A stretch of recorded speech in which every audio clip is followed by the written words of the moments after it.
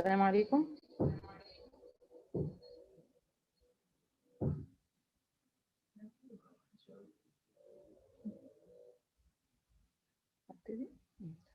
السلام عليكم. Good morning, everyone. Thanks for your attendance and participation. Today we will start our day 2 in medication safety course. Yesterday we talked about the first part of our medication safety course. Today we're gonna talk about first adverse drug events and REMS strategy. This is the first session. The second session with our quality professional, Dr. Dina. She will talk about patient education and reconciliation. Then she will talk about high alert medication and look-alike, sound-alike medication. So let's start our first session. Adverse drug event. Not all effects from medication are intended. If the medication effect not intended and cause harm, so this is the adverse drug reaction.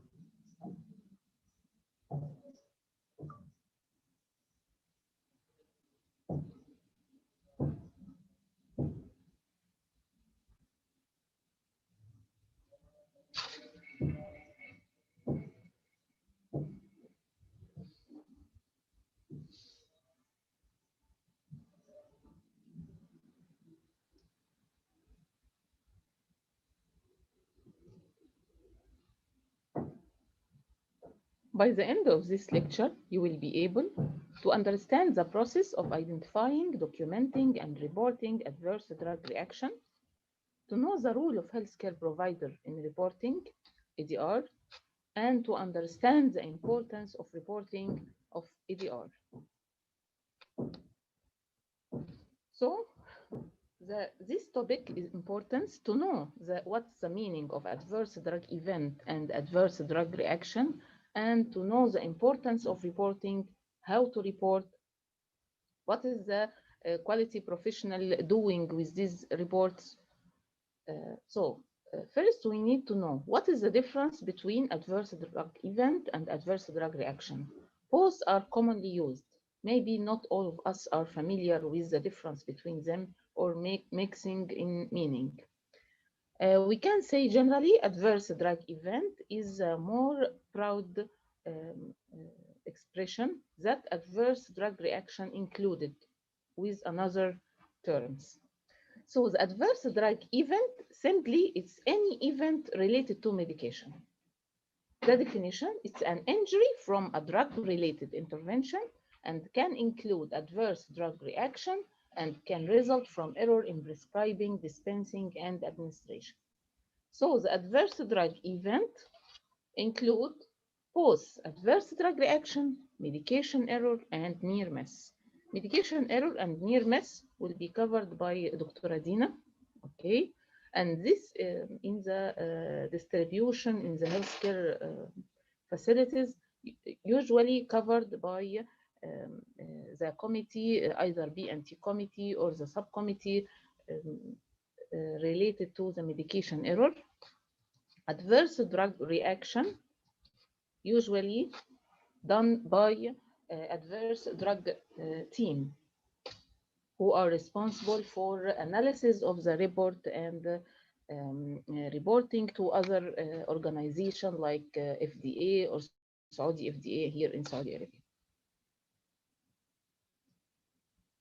The hierarchy, as we discussed yesterday, here in Saudi Arabia, as an example, there is a Saudi Medication Safety Center.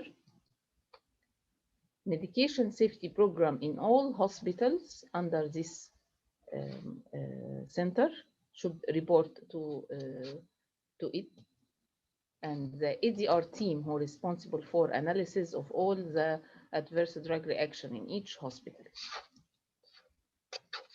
Now let's talk in details about adverse drug reaction. What is adverse drug reaction, or ADR? It's a commonly used term in all hospitals. So it's an injury or a reaction happened which is not intended after using a certain medication. So it's a response to a medicinal product.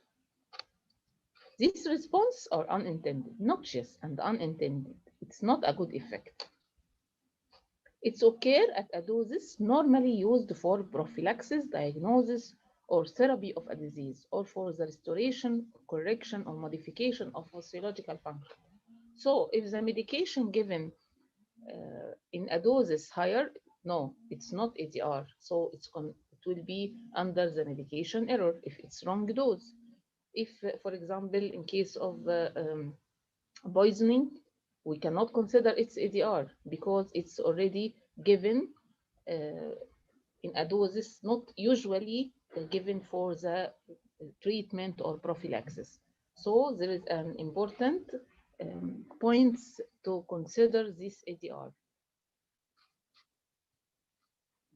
So all of the following are excluded from ADR. Expected side effect, well-known, drug withdrawal, drug abuse syndrome, accidental poisoning, drug overdose complication. So any complication that we face in ER after toxicological cases or accidental poisoning or even drug abuse, all of this, they are not ADR, not considered ADR. To consider it ADR, it should be given in the normal therapeutic dose, which is given usually for prophylaxis or treatment or diagnostic, whatever. This is an important thing. Okay. What about allergy? Allergy is considered ADR, but not all ADR considered allergy. Allergy under ADR. ADR actually it's like so the umbrella is adverse drug event. It included ADR and medication error near miss. The ADR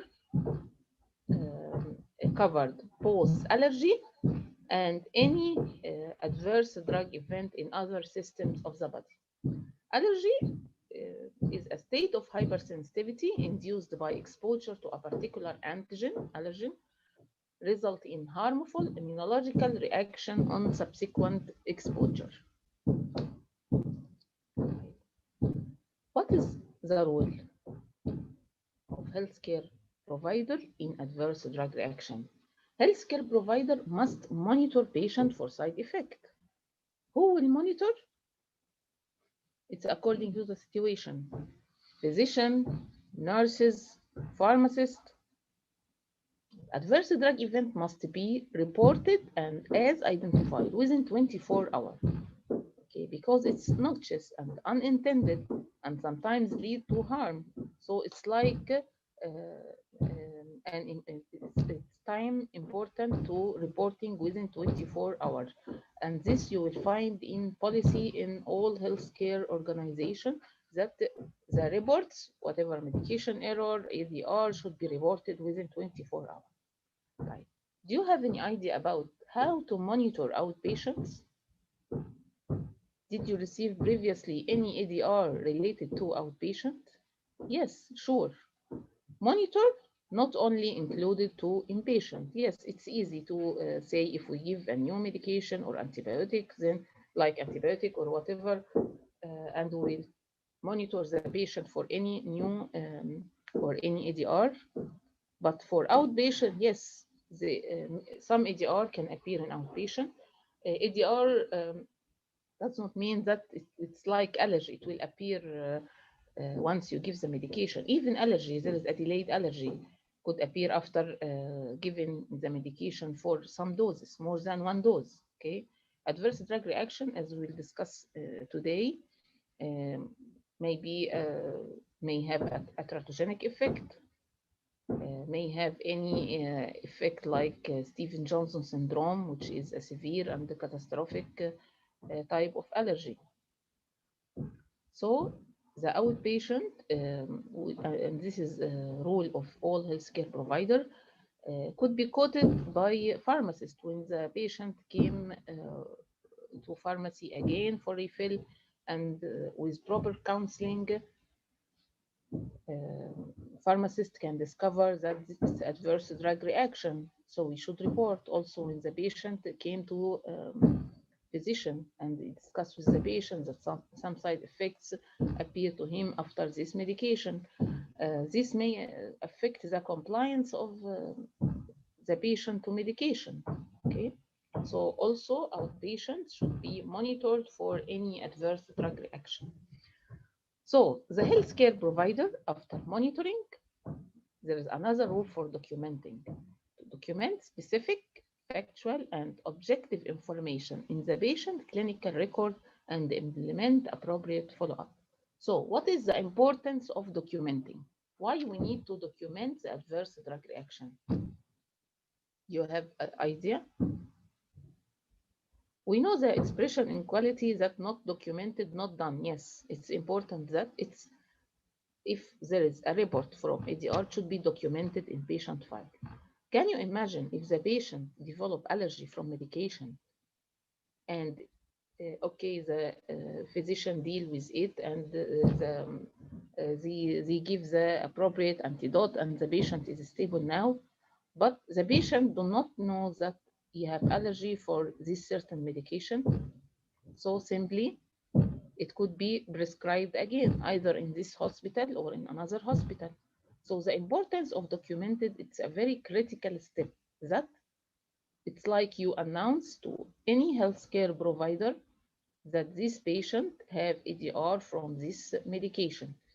If it's a severe allergy, okay, it will not be prescribed again, and the patient should be educated that this medication, he have allergy from it, and this allergy degree is severe, and better if he know details and when it taken and which doses, and this will happen during education or counseling.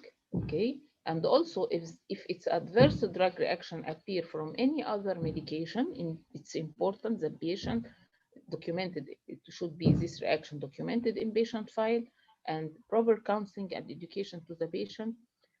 Some healthcare providers, healthcare facilities do an initiatives like they make like a bracelets or allergy card, keep with the patient. So if there is any emergency situation or the patient admitted to another hospital, so all healthcare provider dealing with this patient will know already from this card or this bracelet that this patient is have allergy from this medication or develop ADR from other medication. And this is the importance of documenting. So our role as a healthcare provider to monitor, to report within 24 hours, to document, and to follow up. Now let's talk about one of the important organization which is included in adverse drug event and adverse drug reaction here in Saudi Arabia, Saudi FDA. Saudi FDA initiate a program. It's one of the pharmacovigilance that all adverse drug event and reports happen to patient or in facilities should be reported to Saudi FDA. Okay. What type of adverse drug event should be reported according to their policy. Serious adverse drug event. So what is the serious adverse drug event? Yes, we can know that serious may lead to death, may lead to life-threatening event, lead to or need intervention to sustain life, or lead to permanent disability, or even admitted or hospitalization. All of this consider a serious adverse event. Death, life-threatening, persistent significant disability, or hospitalization. All serious adverse events should be reported to Saudi FDA. Can you look to this picture? A picture of children from 1960. So almost those people now around 60 years old or more. Okay. If we look to those children, you will find that they have disabilities in limb, which is well known by phacomelia. Phacomelia is a rare catastrophic side effect appear for those children as a congenital side adverse drug event after their mothers take medication thalidomide. Thalidomide actually it's medication for sickness, morning sickness for pregnant female, which appear at the time as an effective medication. So many pregnant female in Germany, Canada, or United Kingdom take this medication in the first trimester. And unfortunately, this medication make a catastrophic event to many children. At the time, they are from 10 to 20,000. 50% of those children died. 50%. And the other born with this severe deformation in the limbs. The limbs, they are not well developed or either disappear. It's a catastrophic event, but after that, this medication, thalidomide, considered teratogen, should not be given at all to the pregnant female. If we look to the history of this medication, after appeal of this catastrophic event, Germany stopped using this medication after receiving of reports of many patients and physicians for using thalidomide. But after that, with 3 months, in Canada, for example, still using those medication and the side effects appear. So just to give a notification importance of reporting, maybe at that time the healthcare organization not well developed, the clinical trial not like today, but it's really a catastrophic event. Now about 5,000 of those people are alive. So this is just to give a hint of the adverse drug reaction, importance of reporting.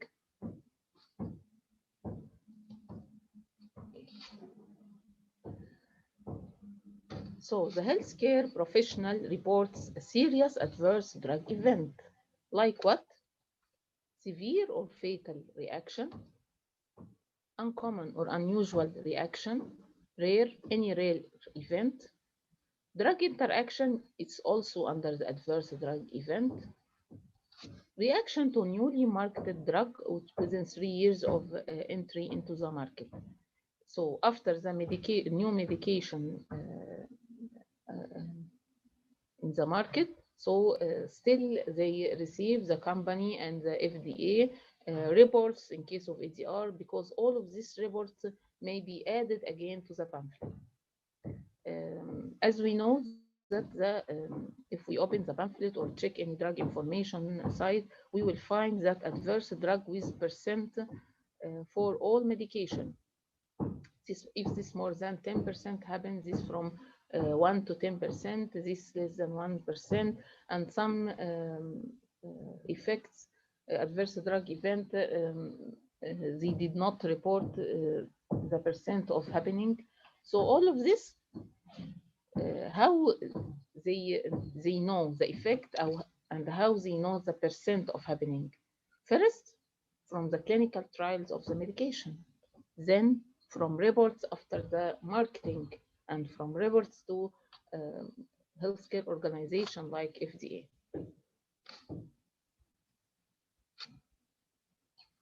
There is a categorization of ADR, type of harm. If we look to this topic, it will be repeated again in the or similar in the medication error. It's a categorization of event. Category E, F, G, H, and I. There is another category A, B, C, D, but not included in NDR. It's included in medication error because it's not received by the patient. But in case of ADR, already the medication given received by the patient, so it's just a categorization of a type of harm. And this is one of the important things that analyzed by the ADR team. After ADR reported by any healthcare provider in the hospital, this report revised by clinical pharmacist and reported to the ADR team, discussed in the committee, reported to the medication safety subcommittee or B&T committee, reported to outside to the Saudi FDA or the US FDA, whatever. So this is one of the important things that done during the analysis of ADR, categorization of harm. Category E, reactions that result in the need for treatment or intervention, which may include change in therapy or active medical surgical treatment and cause temporary patient harm. Category F, the reaction result in initial or prolonged hospitalization and caused temporary patient harm. Category G, the reaction result in permanent harm. Category H, results that the reaction result in a near-death event that required intervention necessary to sustain life, like CPR, defibrillation, intubation, respiratory support. The last one, category I, which result in patient death. From E to I, the severity and the harm of ADR increased. So starting from temporary harm to then temporary harm with initial or prolonged hospitalization to permanent harm to reaction need to near-death event or intervention to sustain life, and finally to death. Yes, ADR can lead to death. So this is the first thing done by done by clinical pharmacist or by ADR team for analysis of ADR. Which type of harm happened to this patient?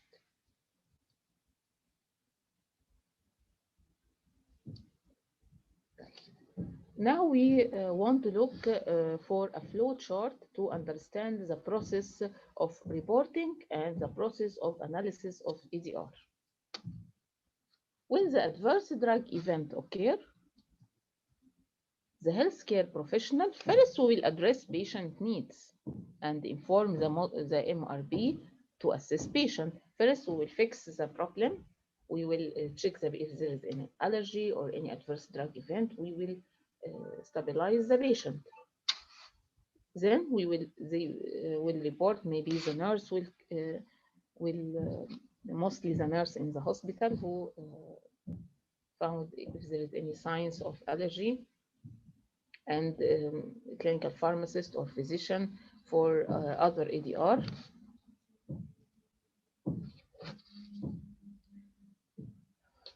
So this event may be a medication error if happened in a wrong dosing regimen.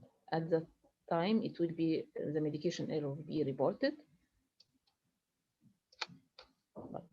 And if it's adverse drug reaction, The attending physician will document ADR in the patient file progress note.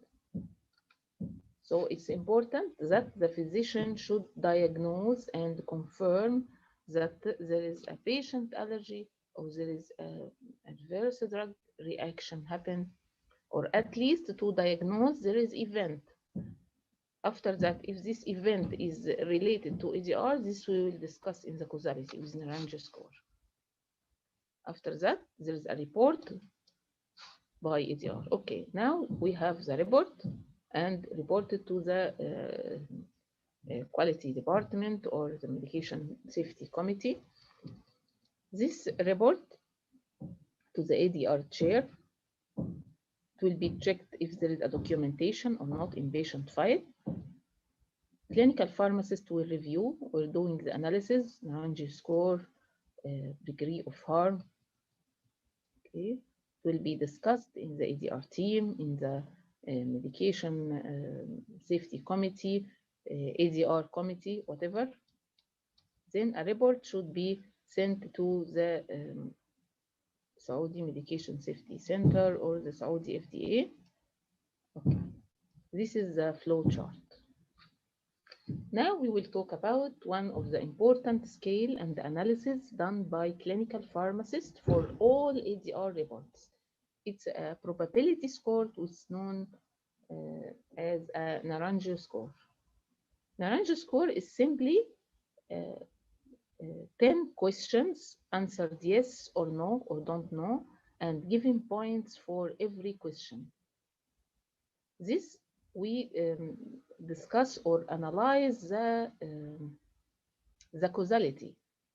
Really, this adverse, we just discussed if really this adverse event happened from this drug or not. So some point we need to answer and analyze. Then the total score we will check in which category. First are the previous conclusive reports on this reaction. If yes, we will give 1 point. Did the adverse event appear after the suspected drug was administered? If yes, it will be 2 points. If no, -1. Did the adverse event improve when the drug was discontinued or a specific antagonist was administered? Did the adverse event reappear when the drug was re-administered? Are there any alternatives that could on their own has caused the reaction? Yes. For this point, if there is any alternative, the alternative may be patient situation, another comorbidity, or it could be another medication. So in the report, sometimes we found in the report 2 medications. In this case, the clinical pharmacist should do an NARANJO scale for each medication separately.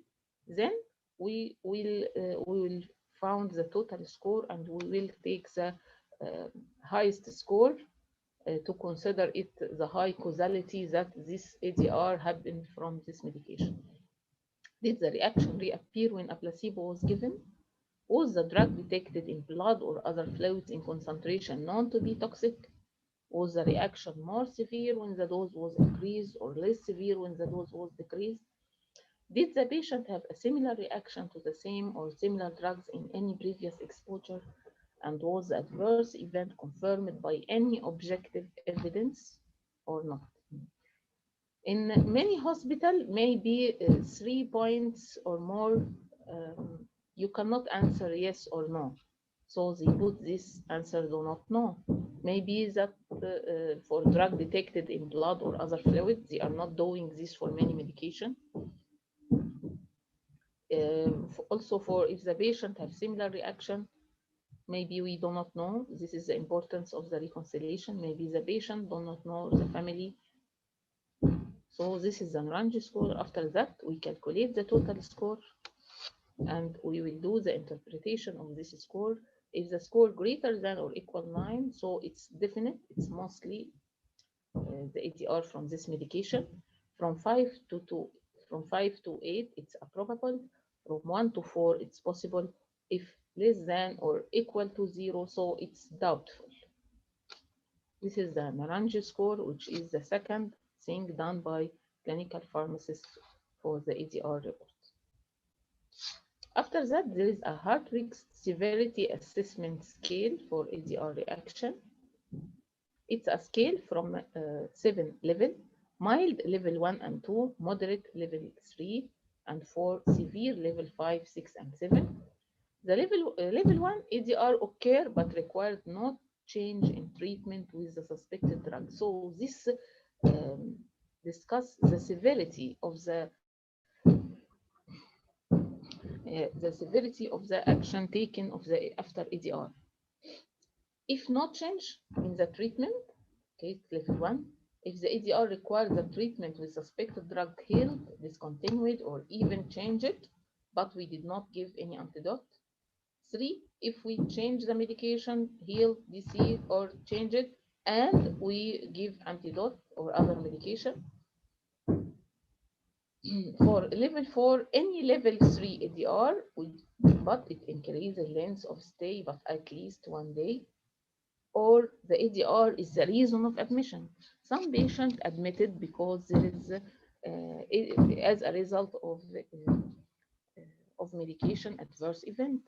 Some patients admitted with hyponatremia as a result of hydrochlorothiazide, for example.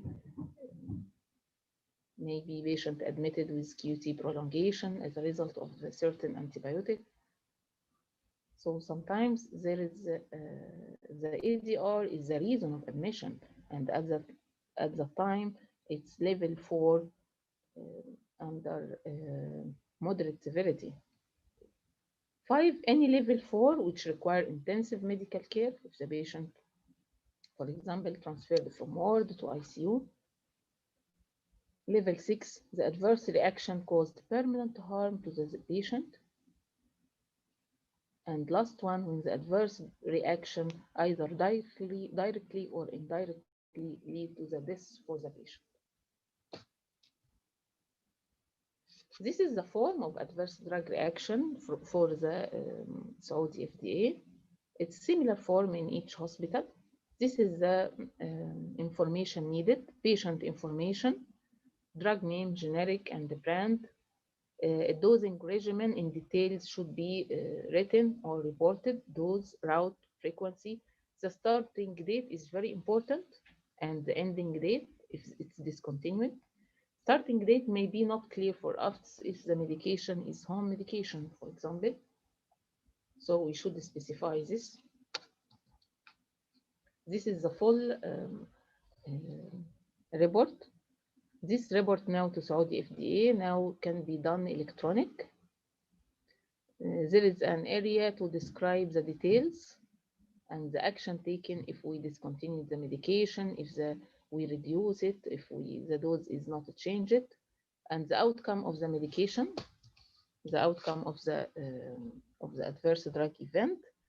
Then, if there is seriousness of ADR, and some details about the reporter.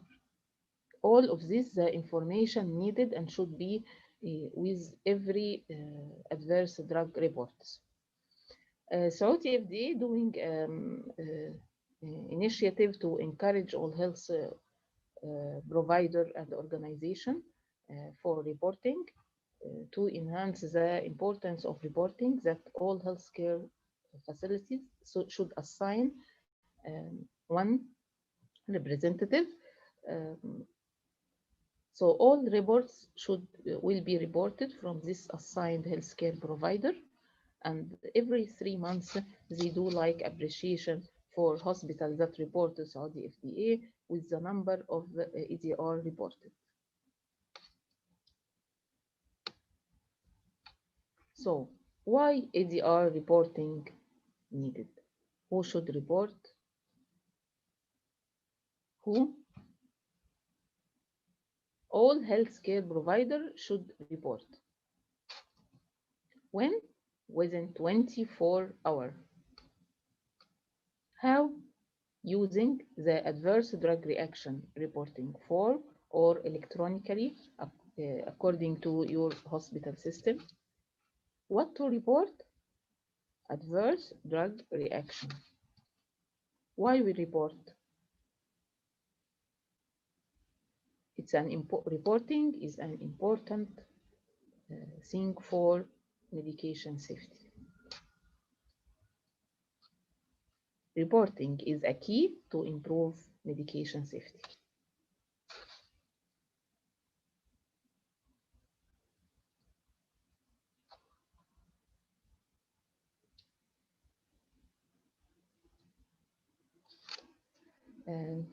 Just 5 minutes break, then we will go to the risk evaluation and mitigation strategy.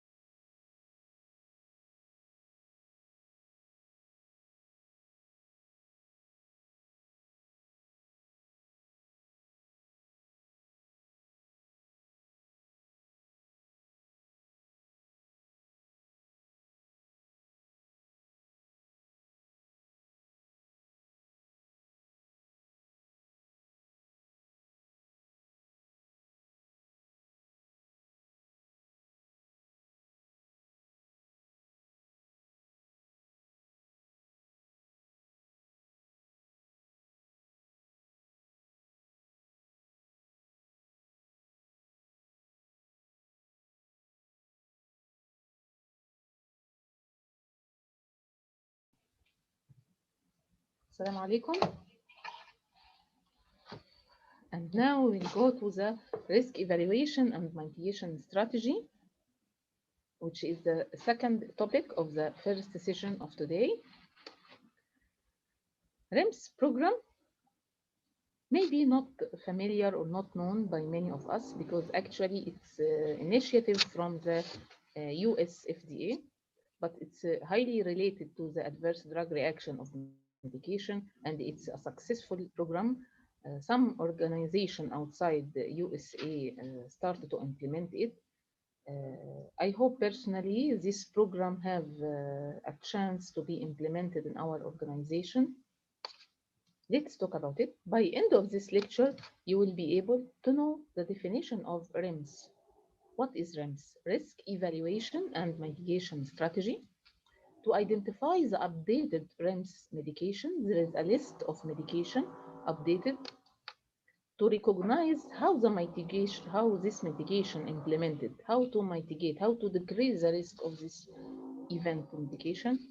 To understand the role of healthcare provider in REMS. The role is very important. That's why in every topic we should know what we should do. What's our role? Definition. First of all, REMS, which is a stand for Risk Evaluation and Mitigation Strategy, it's a drug safety program, okay, which is our role or our topic in this course, medication safety. It's required by FDA, the US FDA, for certain medication with serious safety concern. Some medication which have a severe or a serious side effect. So FDA is make a program, which is a legal issue, that it should be for this medication having REMS program. Why? To ensure the medication benefit outweigh its risk. So this is the target, to avoid this severe side effect for this medication and to support the safe use of medication. So simply, it's a strategy or a program required by certain medication. This medication have a severe side effect, so they suggest some strategies that can make the benefit of this medication outweigh its risk and to support the safe use of this medication. We have a question now. So, REMS strategy role to mitigate all the medication adverse event. If we have a medication, so this REMS strategy object to mitigate all the medication adverse event? No, this is not the purpose. So what is the purpose? It's focused on preventing, monitoring, and managing a specific serious risk to medication.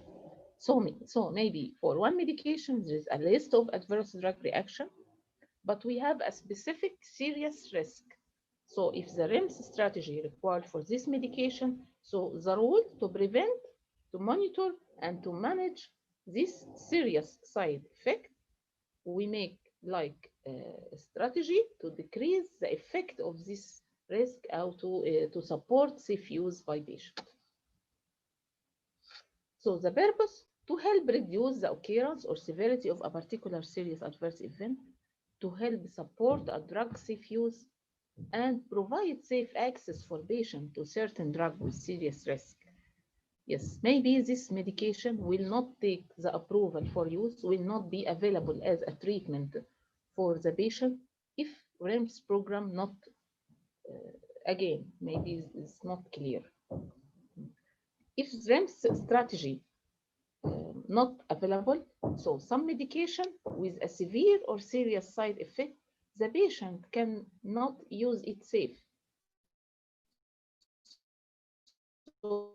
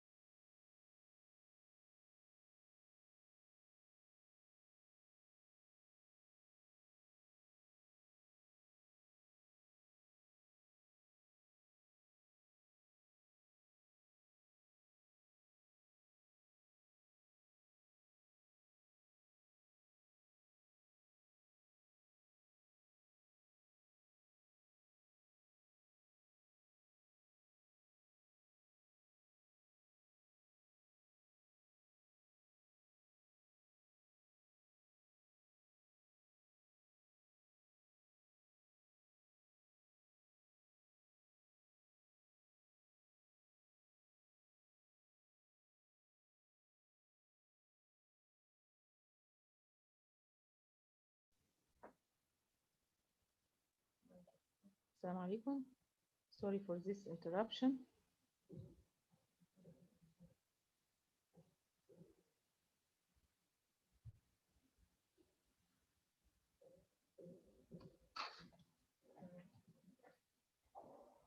Last thing we talk about purpose of REMS. Now, how to mitigate? How does a REMS strategy mitigate a medication risk? Simply by interventions. The strategy includes some intervention that we did or we ask patient to do uh, to support the safe use of medication.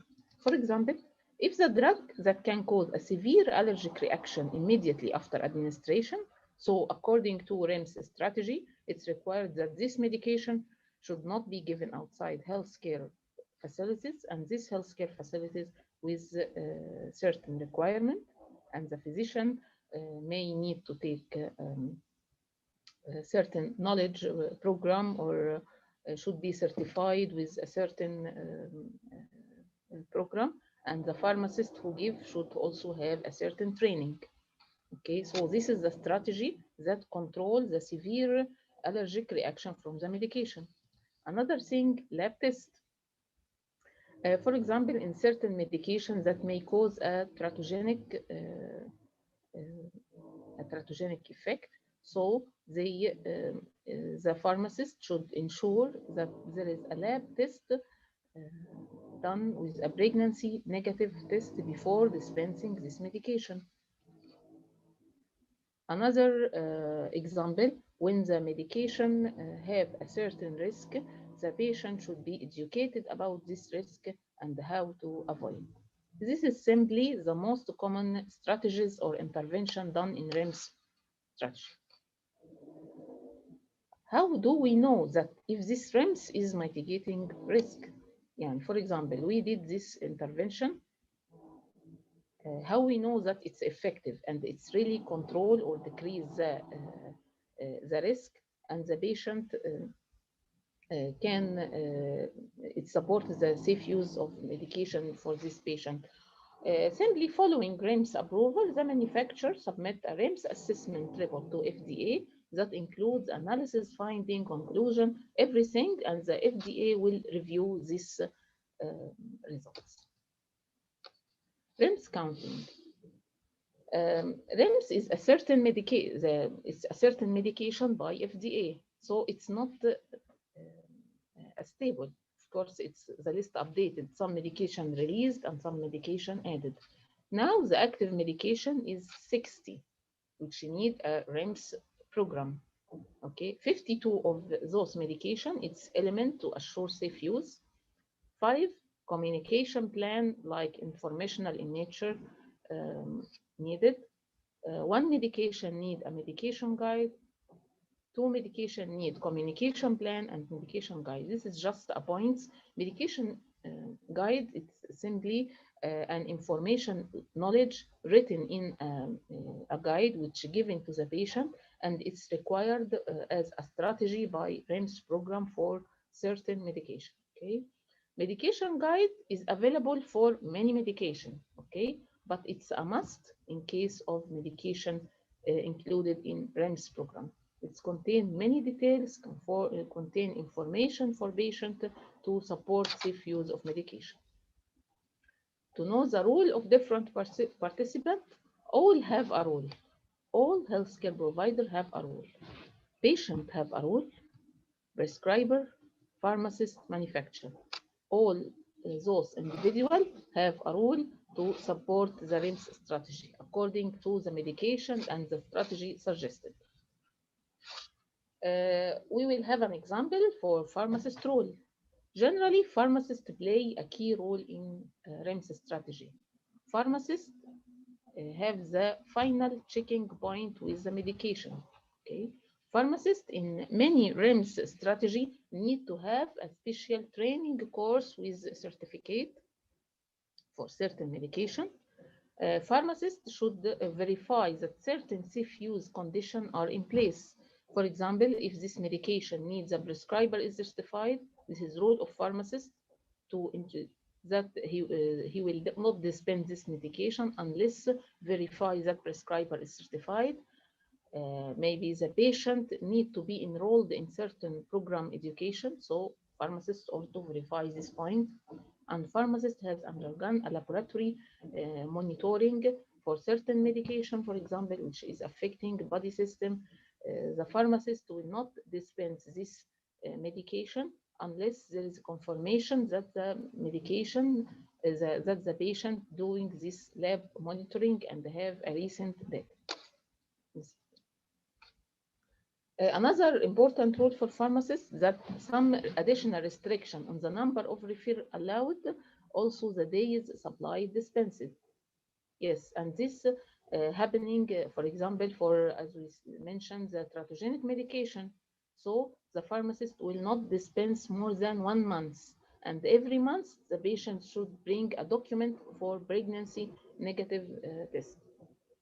Also, if there is the medication need a specific lab test or any other monitoring test, the pharmacist will confirm that the patient makes this So the pharmacist's role is really crucial in the REMS strategy. In some medications, the pharmacist need to contact with or open the website or check the patient situation or the lab done by the patient. So the REMS may provide additional patient-focused material for distribution as an education and may require patient counseling to ensure that patients are educated about specific risk of the medication. And this we will talk in details with Dr. Adina for the patient reconciliation and counseling. Okay, this is just an example for some medication with REMS which is released, no more under REMS program. This is some of the active REMS medication now. If we can see opioid analgesic, mycophenolate mofetil, isotretinoin, clozapine, bosentan, ambrisentan, macitentan, riosequat, all of these four medication for the treatment of pulmonary hypertension. This medication have a severe and serious effect, so these four medication need to be with a REMS strategy. Testosterone, liraglutide, Zyprexa. We will just have two examples quickly. Bosentan for pulmonary hypertension. Bosentan, the purpose of REMS to mitigate the risk of hepatotoxicity and embryo-fetal toxicity. This means that Bosentan have only these two side effects? No, Bosentan have a list of adverse drug events. REMS program not planned to decrease the risk of all the ADR, but only for those two severe side effects, the hepatotoxicity and the embryo-fetal toxicity, by ensure prescribers are educated on the risk of hepatotoxicity and embryo-fetal toxicity. So there is not just education, it's a document and it's a program with a certificate, should be, the physician should take it, and ensure prescriber educated on and adhere to the following: counseling patient about the risk, enroll patient in the patient Bosentan REMS program, monitoring patient at baseline and monthly for the hepatotoxicity and the embryo-fetal toxicity. So even the patient have to enroll in a program for specific counseling for Bosentan. So this is for prescriber, for pharmacy, for pharmacists, to ensure that pharmacists educated on the risk of hepatotoxicity and embryo-fetal toxicity, and ensure that pharmacists are educated and adhere to the following: confirm that the appropriate patient monitoring and the counseling occur before dispensing. For the patient, the risk of hepatotoxicity and embryo-toxicity should be informed in details. Appropriate contraception should be ensured that the patient do it, and appropriate baseline and monthly patient monitoring. So as we can see here, there is a role for prescriber, pharmacist, and patient. Everyone have a specific role in REMS program for Bosentan. Last example, liraglutide, have two brand name like Victoza. There is safety information about potential risk of medullary thyroid carcinoma and acute pancreatitis.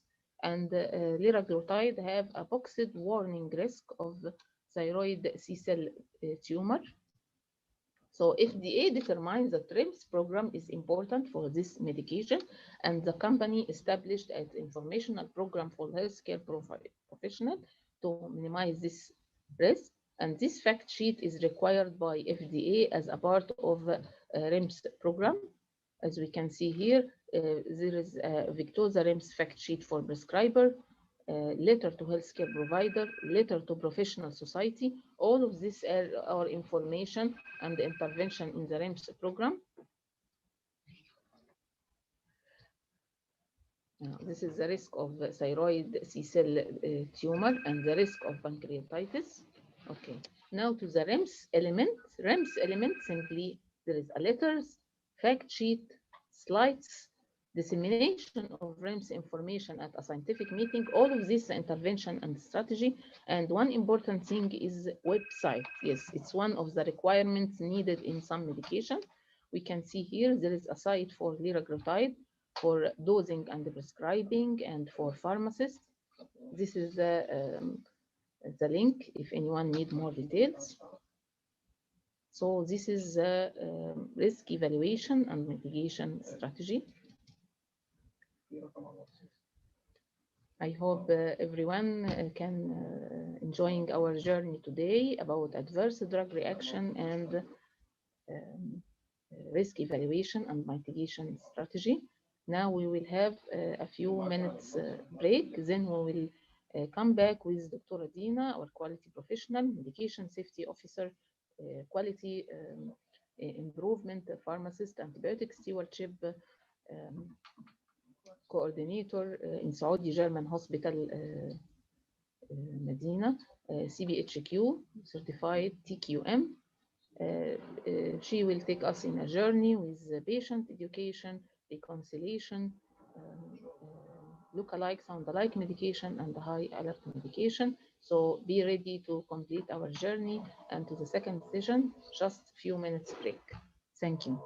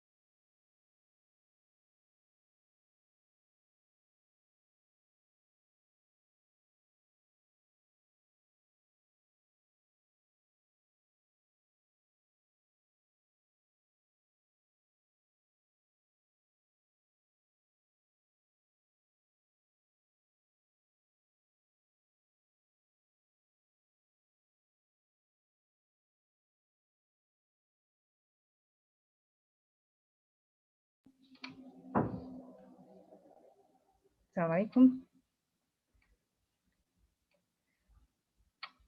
And good morning, everyone. Today, inshallah, we will complete our journey with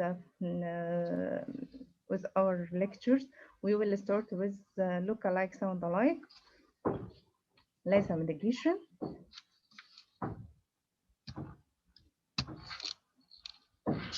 First, we will know essential safety requirements. LASA medication, look-alike, sound-alike, is a part of essential safety requirements. Also, high alert medication,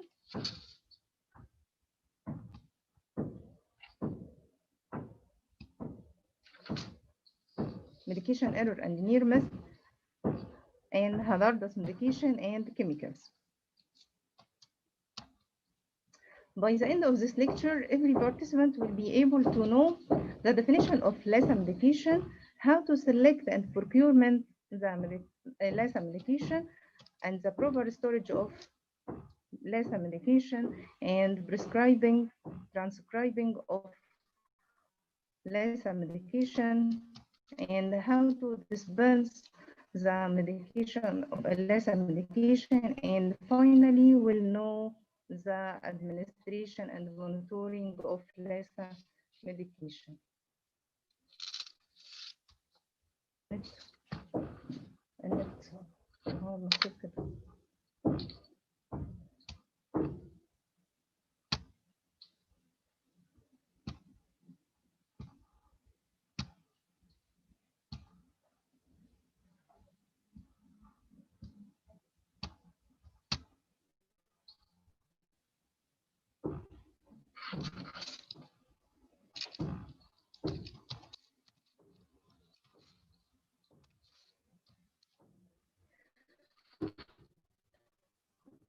Let us know what is LASA medication.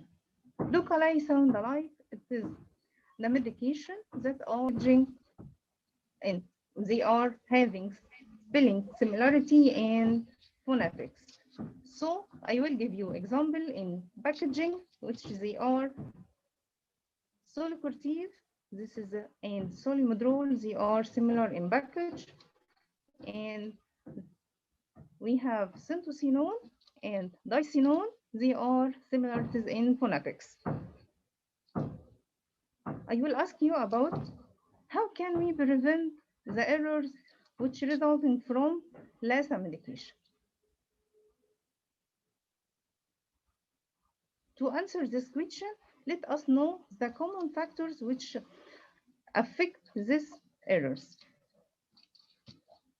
First, illegible handwriting, incomplete knowledge of drug names, newly available products, similar packaging or labeling, similar strengths, dosage form, frequency of administration, and similar clinical use. This is the common risk factors. Then let us know the answer of the question, how can we prevent the errors resulting from LASA medication? The cycle of medication management and use, starting with storage of medication, ordering and transcribing, dispensing, preparing the medication, and dispensing, then administration, after that documentation, monitoring. So this is the journey of medication management and use. So the first thing is selection and procurement, then storage, after that prescribing and dispensing, administration, and the last thing is monitoring and evaluation. So to answer this question, we will take a journey with the medication management and cycle and use to answer the question of how can we prevent the error resulting from LASA medication. First, we can start from selection and procurement of the medication of look-alike, sound-alike. We can minimize availability of multiply medicine strengths. Whenever possible, avoid purchasing of medicine with similar packaging and appearance.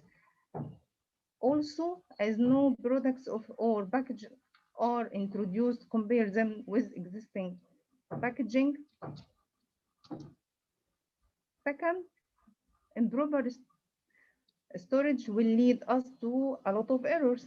So we can know the proper way to storage of LASA medication by using Tolman technique. What is Tolman technique? Tolman technique, it is some letters up and some letters down. It is another definition for Tolman technique. It is the practice of writing part of the drug's name in uppercase letters to help distinguish some sound alike and look alike drugs from one another in order to avoid medication error. See the picture with me, dopamine and dobutamine, and see what is this medication already including in LASA list. How can we can write this medication? And I will see you a video to show you how can we write this medication which already including in the LASA list of medication.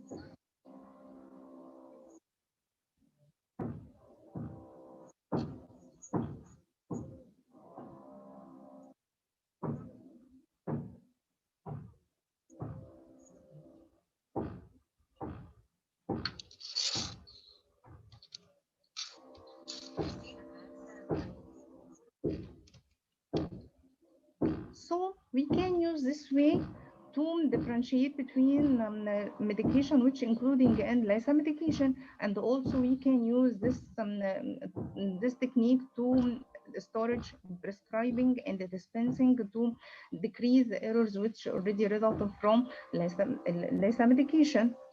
This is a way to decrease the error of error resulting from LASA medication. Another way during the storage is using additional label for LASA medication. We can use with the label with double check as your policy in your organization. Here we can use in Saudi German hospital yellow label which already put in the medication which including in LASA list to decrease the error already resulting from medication and LASA medication. And also we can make double check and separating of medication which including in LASA medication LASA list and separating all this medication during putting in shelves. We are already talking about Tolman technique. This is the label we can use here in the hospital, and this is the picture we already storage in outpatient, and this is in inpatient. Prescribing. How can we prescribe the medication of look-alike, sound-alike? First, we can use generic name, not trade name. This is the proper way. This is not allowed to use abbreviation. The order must be clear order and with the clear data for medication. Communication, the doctor and the healthcare or must be in good communication to facilitate everything already related to the medication and be sure the medication will already reach to the patient is correct. Tollman technique, as I said before, this is the good way to prescribe the medication. Verbal and the telephone order may be minimized to decrease the errors resulting from less medication. CPOE, this is the computerized physician order. This is the best way to using and prescribe. The order already must be in a clear indication and a diagnosis. When the doctor already prescribes the medication in the clear order, after that, the order already go for pharmacy, and the pharmacist start to dispense the medication. But the first thing already make appropriateness and review for medication. How can the pharmacist make appropriateness for medication? By checking the drug dose, frequency, route of administration, approved of indication, therapeutic duplication if there is already present in the order, and drug-drug interaction, drug-food interaction, and patient weight and any contraindication. And this is already, we have a lecture with Dr. Iman later. Check the purpose of indication of the use, and make additional label for LISA that we already discussed before. And after they already preparing the medication, they must put additional labels that we already approved in our policy in the hospital. After they already preparing the medication, they already giving to the nurse, and after that the nurse will make the review for appropriateness. So we have to dual role of appropriateness of medication, one for pharmacist and one for nurse. The review of appropriateness for the nurse is different from the role of appropriateness for nurse. For nurse, the nurse when receiving the medication, they will make appropriateness for 10 rights. Before this is 7, but now this is 10. They will make patient right drug, right dose, right frequency, right route of medication, right documentation, right evaluation, right assessment, right refuse if the patient refused to take the medication, right documentation, right patient education. After that, they make double check, and in the case of the verbal order, they will make read back, repeat, and clarification according to the policy. The last thing in our journey of medication management cycle to decrease the error resulting from the LASA medication is monitoring and evaluation. How can we make monitoring and evaluation of LASA medication? This is by reviewing the LASA list and updated this is at least annually. Continuous education for everyone in healthcare organization. Evaluate the errors that resulting from LASA medication if they already have, and implement feedback mechanism to inform on the list.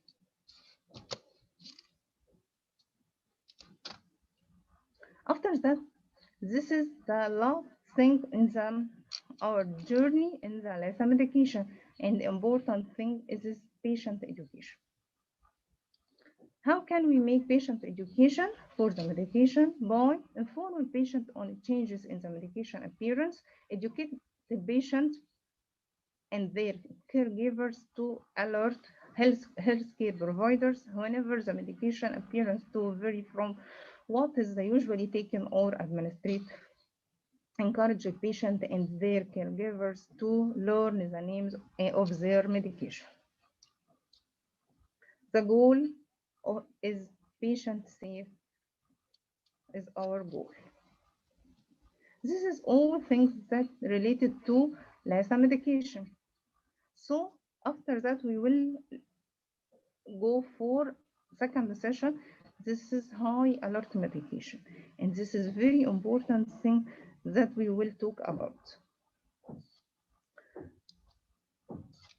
You know about the international patient safety goals.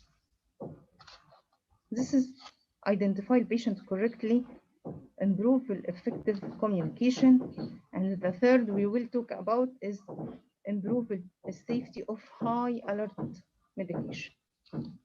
And also this is essential safety requirements, high alert medication. So this is a very important issue we will talk about.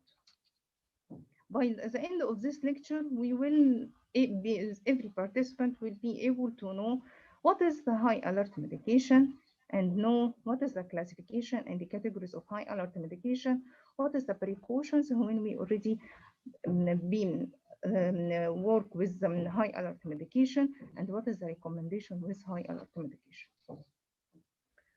First, what is high alert medication?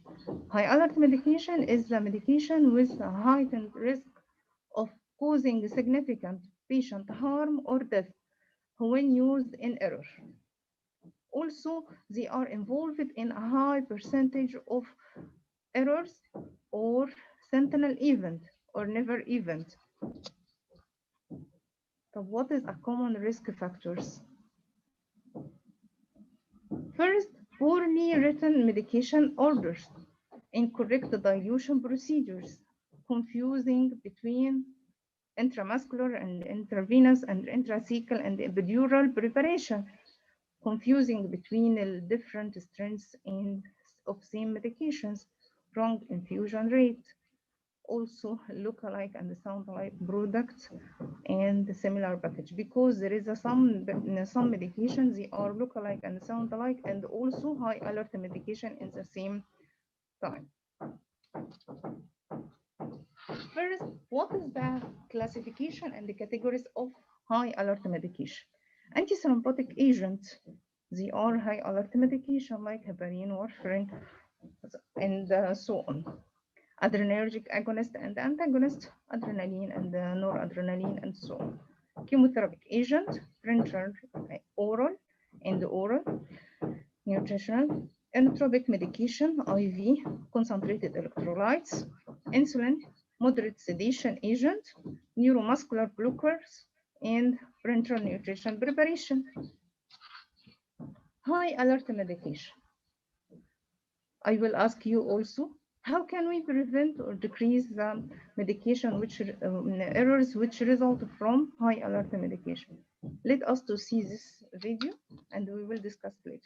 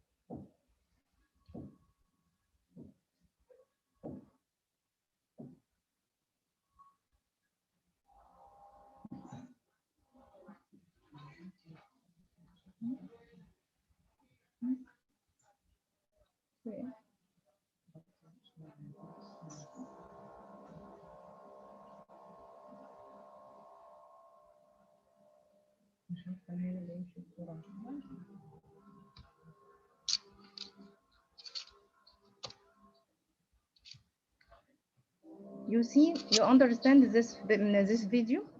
First session, they already show you the verification of the second nurse who already verifies the order that already nurse asked her to be with her to check the medications before giving to the patient.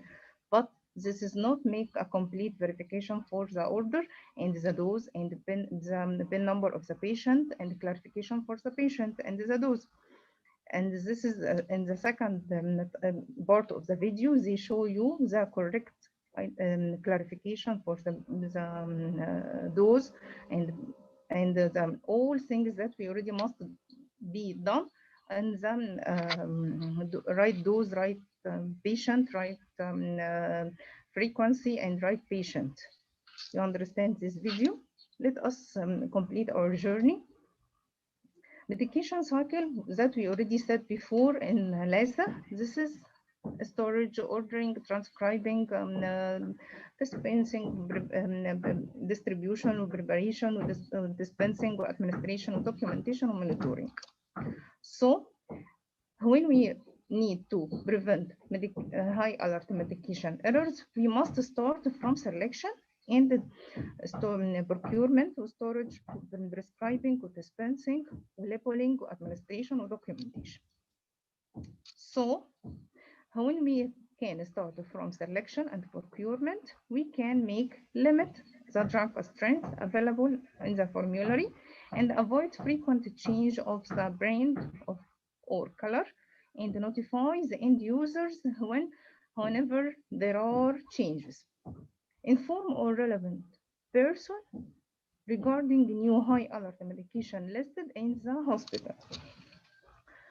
Then, when we start to store the medication during the storage stage, we can store the high alert medication in the separate room. Is it available in the storage room, storage cabinet, especially for narcotic, and also in potassium chloride. So to store high alert medication in the locked, separated, labeled room in the main pharmacy, in a special patient care area, in the separate locked labeled cabinet with the warning label as high alert medication. This is the example for separating and stored in high alert room with labels that already approved in your healthcare organization. All personnel must read the high alert medication labels carefully before storing to ensure medication are kept already in a correct place. Second, precautions must be decrease the word floor stock from high alert medication. This is the latest updation from the other organization standards from GCI and CBE to reduce the quantity and the variation from strength preparation stock to decrease the error resulting from high alert medication. The second stage will be prescribing. So when the physician starts to prescribe the high alert medication, the order must be standardized in the clear order instruction about the strength, dose, route of administration, and the dilution and infusion rate. Abbreviation not allowed. Don't use trailing zero when prescribed. For example, when we write 5.0 mg can be mistaken with 50 mg, as Dr. Iman explained for us when she already explained for us the prohibited abbreviation. The second, CPOE is the best way to using prescribing. Verbal order limited, telephone order is prohibited. Also, the best thing you can use is Tolman technique. Transcribing is must be after order and must be checking, and you can use appropriateness as a role of pharmacist and check the dose drug name والfrequency والdose والroute of administration approved indication real potential sensitivity drug interaction any contraindication, everything related to the patient and the drugs must be checking in appropriateness. And also dilution type of doctor will dilution or administration route, everything related to appropriateness must be checked by a qualified pharmacist or clinical pharmacist. After they already making appropriateness in the case of transcribing, after that the dispensing must be from pharmacy should be double checked with clear additional label according to the policy of the organization, the healthcare organization. This is, as usual, this is must be a red label. And also, if there is IV, this is prepared from IV room, and also with additional label. This is must be double check. Administration and monitoring. How can we make administration and monitoring for high alert medication? Medication appropriateness, this is the first one. This is for nursing. The role of nursing is 10 rights. Right patient, right drug, right dose, right frequency, right route, right documentation, right to use. This is all 10 rights. Compare the label with the product they received from IV and the medication from they received from the pharmacy before giving the patient medication by comparing with the medication that they receive and the medication sheet before giving the medication for the patient. Documentation in the medication sheet or more medication administration record or electronic, whatever they already document, they must be double signature. Okay, this is for double signature from two different nurses. How can they make monitoring? Check vital signs before and after for the patient. Also, keep antidote available. How can we make patient education for high alert medication? We will give patient education and family members and caregivers on the name and purpose of medication of high alert, how much and when to take the medication of high alert, and how can take this medication and the common side effect of the medication that can they receive from high alert, and the danger of the medication they will be received, and the educate a patient about the storage of high alert medication, and how can they make disposable of expired and unused of high alert medication. What are the recommendations for related to high alert medication? The first thing is double check. Double check is the key of reducing the errors resulting from the key of decreasing errors resulting from high alert medication appropriateness. And this is the dual role of pharmacist and nursing. And this is will decrease a lot of errors resulting from high alert medication. Speak up. Speak up if you're already facing any problems resulting from high alert medication. Reporting everything that you're already facing from high alert medication or errors. Documenting everything that you already faced. You know already the thing not done, not you documented, and the thing that you already not done. This is already our journey, and this is in brief what you already think related to high alert medication. Thank you, and we will already explained for you about the medication reconciliation and the counseling, about I will ask you many questions. Do you think medication reconciliation useful or not?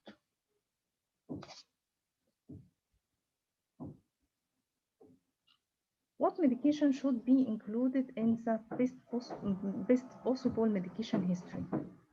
Prescribed drugs, non-prescribed drugs, IV solution, and nutritional supplements, prescribed and non-prescribed drugs. When should the best possible medication history be obtained on admission? Within 12 hours, or within 24 hours, or within 48 hours? Before we starting this, we will see this video.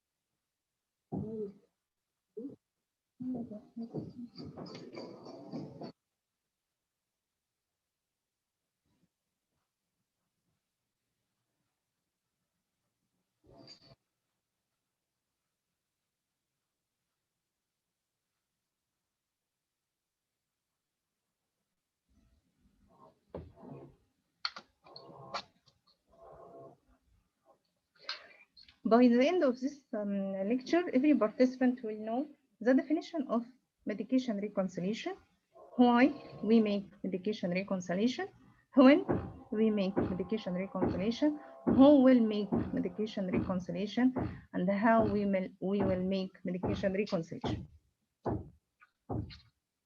What is medication reconciliation? Really, I have 2 or 3 definition of medication reconciliation. First, it is a formal process in which healthcare providers work together with whom? Work together with the patient and the families, care providers. Why? To ensure accurate and comprehensive medication information is communicated consistently across the transition of care. So the key words in medication reconciliation is transition. The second is the process of creating the most accurate list of the medication at all transition points, with the goal of providing a correct medication for the patient.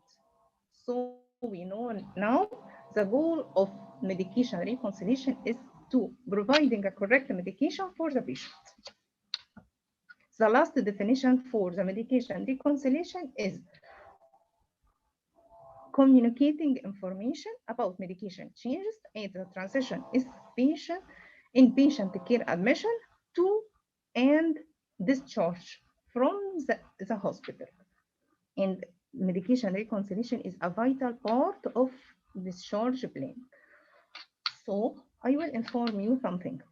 When the patient comes to the hospital with the medication, the doctor must inform the patient about the history of what he already received from the medication. Why? Because the patient already have transition stages, and we must know what is medication that he received before in his home and in the hospital, and if he already transferred in the hospital and during discharge.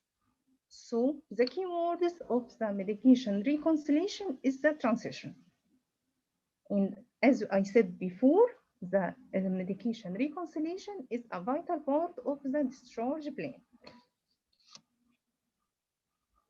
Medication reconciliation required what? Required a systemic, a comprehensive review of the patient medication is taken.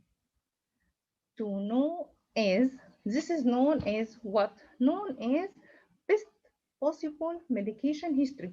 This is the history of patient to ensure the medication being added, changed, or discontinued are carefully evaluated. What is the importance of this medication reconciliation? Why we make like this? Why we ask the patient about medication reconciliation? We asked him to prevent medication error as therapeutic duplication, because when the doctor already not asking about the medication that he already received before, then maybe there is a therapeutic duplication. As the patient come to the outpatient and go for another doctor, and the doctor not asked him about what medication he received, maybe the doctor write for him antacid, and the other doctor writing for him antacid, but in different names, and the patient already received two medication with therapeutic duplication.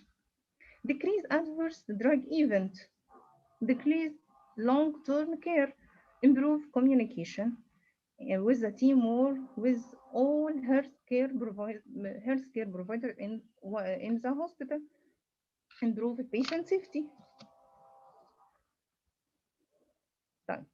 What is the impact of medication reconciliation? First, the medication reconciliation process is the cost-effective strategy. Why? Because this is reduce the medication discrepancies and potential adverse event as the patient move through interface of care. Second, this is the evidence that successful medication reconciliation process can reduce the workload and reward associated with the patient medication management. Who will obtain the best possible history from the patient? Not only the doctors, because maybe the patient come to the pharmacist and ask him only out the OTC, when the patient come to the pharmacist only.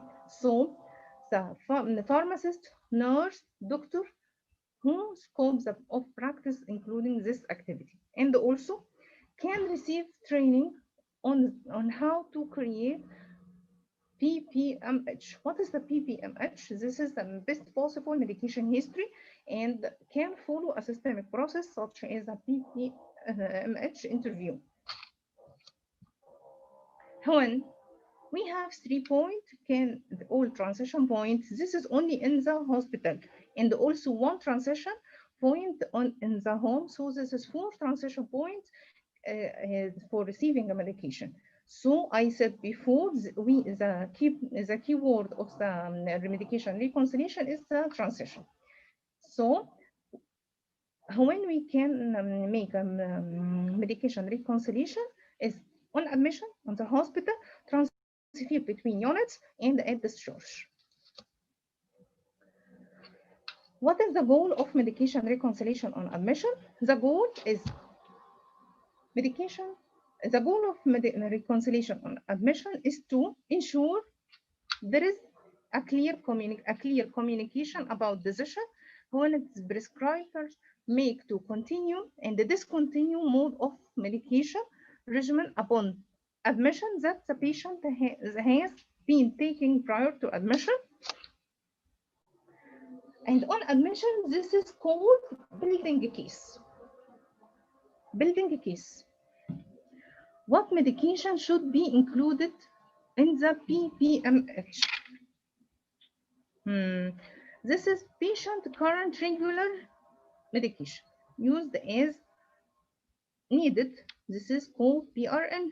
And also prescribed drugs and the non-prescribed drugs, which may include over-the-counter, which called OTC medication, vitamins, natural, any medication that patient received already.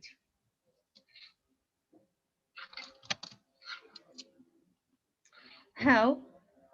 Once the doctor already decided to admit the patient, the plan will be completed as soon as possible. Second, the entire medication reconciliation should be completed within 24 hours from the time of admission. Document what medication received by patient. So, medication reconciliation include 4 steps. What is this steps? Verification by collecting the accurate medication history that he already received. Clarification by ensuring what medication they already received and appropriate the dose. 3, reconcile the medication that you already received and what is the change happened already. This is already change what the dose and ask the doctor. This is the change. It will be temporary or chronic. Transmission, the update and verify the list is communicated to the next provider of care. Medication reconciliation and aid transfer.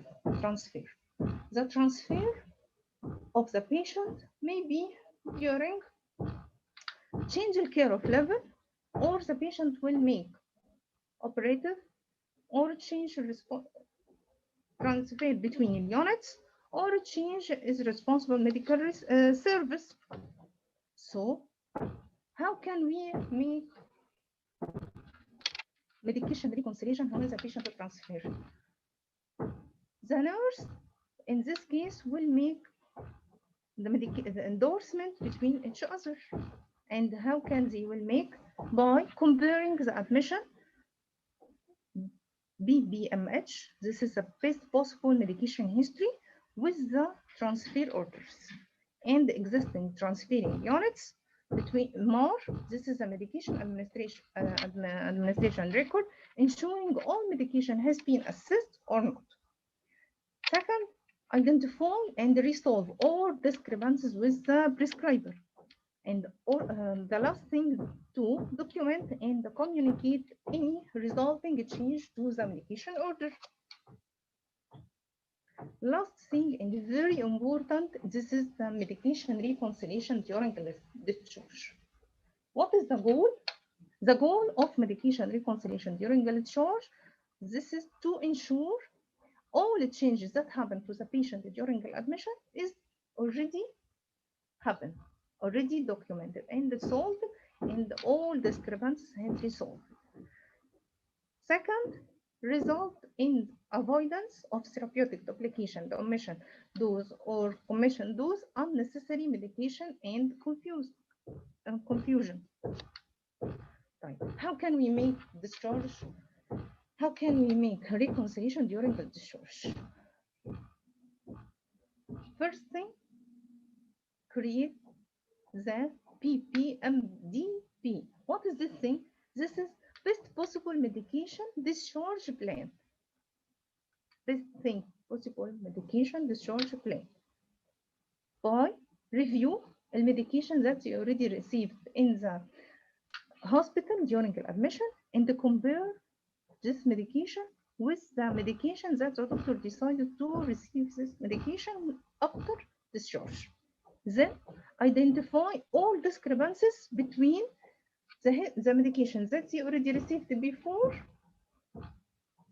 at home and in the medication sheet. After that, resolve and document all discrepancies. And when the doctor see all medications that he received before and after the admission, he will decide what he will giving him after discharge. I will inform you something. The doctor see the history of the patient that he received before and what medication that he already received in the hospital, and will decide what is the medication will DC and what the medication will be continued, and communicate each other and make a new list for the patient and inform him this is the new medication list for you after discharge, and inform the provider or the health caregiver that or the patient to take this medication after discharge.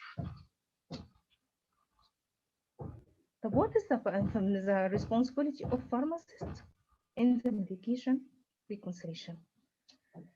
The pharmacist has a function and responsibilities in the medication reconciliation. Develop policy and procedures, implement and perform improvement in the training and competency assurance. Responsibilities, a lot of educate the patient and healthcare professionals about benefit and the limitation of the medication reconciliation process, reduce the frequencies and the severity of the hospital medication errors, decrease drug interaction, and also decrease the adverse drug event, medication history taken on the admission, and also documentation and the communication between all healthcare providers, patient counseling, and we will talk later, improve patient safety. This is our goal. What is the role of nursing in medication reconciliation? I will inform you something. Nursing is the first point of contact between patient and healthcare team, involving in the collection and verification of best possible medication history, providing an education of the patient their medication, advocate their needs, and the communication link between all healthcare providers. Patient counseling. It is a very important process that is informing the patient about medication use, frequency, dose, side effects, and the interaction as the patient already needs. How can we make reconciliation and counseling for the patient? The process includes very important step, which is the major outcome of reconciliation, which is patient safety. Medication reconciliation with counseling. How can we make like this? Counseling with the aim to gathering information about actual medication used and educating the patient. This carried out by verification step, clarification step, reconciliation and information to the physician. How can we make this? A verification step using printing schedule of the discharge pharmacotherapy medication sheet. Clarification by checking the medication of the appropriateness and discussing drug related to the problem of the patient. Reconciliation, check the newly prescribed medication and information to the physician about all discrepancies, quality, and of the pharmacotherapy monitoring. And pharmacists started to make patient counseling with all the information related to the medication given to the patient. At the end of this journey today, thank you for all attendees. And if they have any question, we are ready to answer for your question. Thank you.